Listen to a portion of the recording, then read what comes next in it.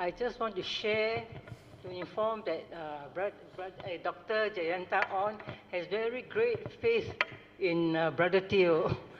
Okay, because earlier on, before we came here, three of us all we decided to come. Then Sister Song wasn't feeling well, so one day she informed me that she's not coming. So Dr. J told me, say, we will join KL by bus to Cameron Highland. I said, okay, no problem.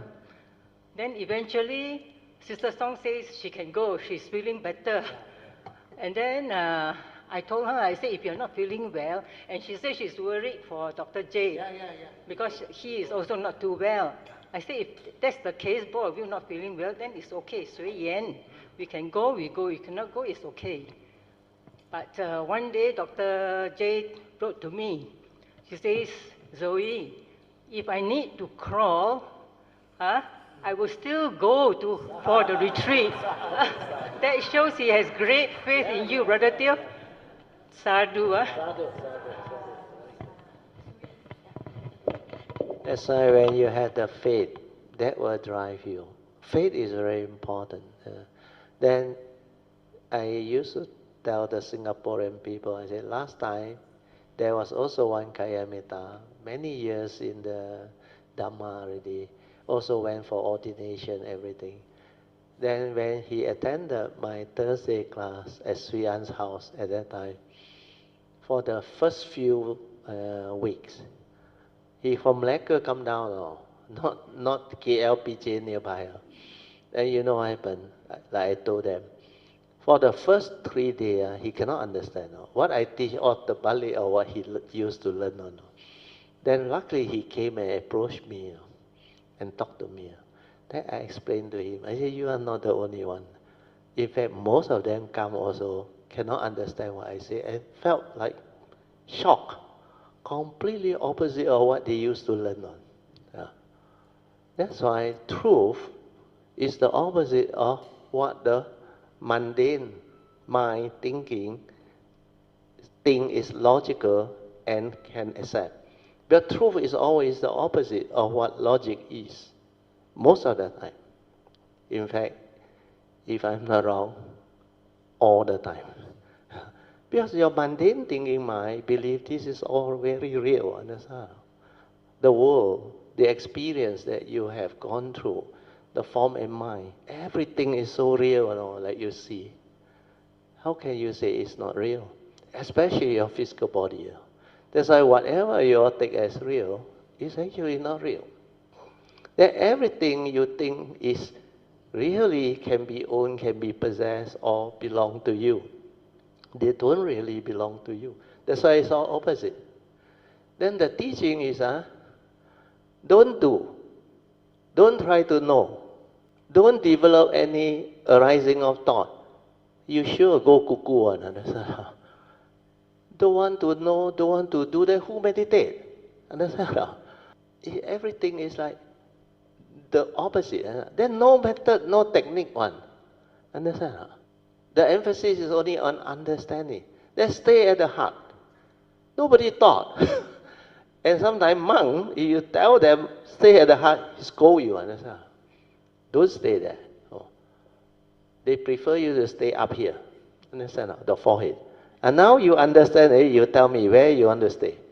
He said last time, he used to put his attention at the abdomen. Then find it not easy to be peaceful.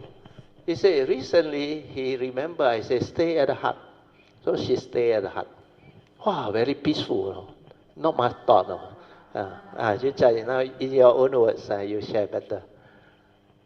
Oh, no. Normally, I follow the Burmese style with the rising and falling. So I feel my breath as well as the rising and falling. So then I listened to you. Then it became quiet. The mind became quiet. Then I remember you say stay at the heart area. So the rising and falling stopped. So it became quiet.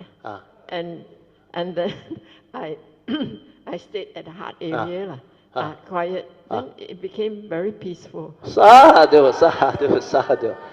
That's how you experience the difference. You know why or not? thought is respond to memory. So if you stay most of the time here, this one think a lot. When you stay here, it's far away from the senses. And most of the time you don't perceive, you just aware here. So how can you create thinking? That's why you will have less thought. You stay here. But if you draw the anapanasati from here to your abdomen, okay, you can be mindful of that process. Then it is okay. Because the mindfulness will make you aware.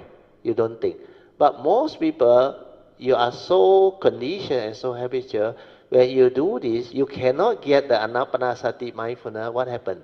The thought starts to move. You are actually most of the time up here again. Because you are not able to develop that continuous sati.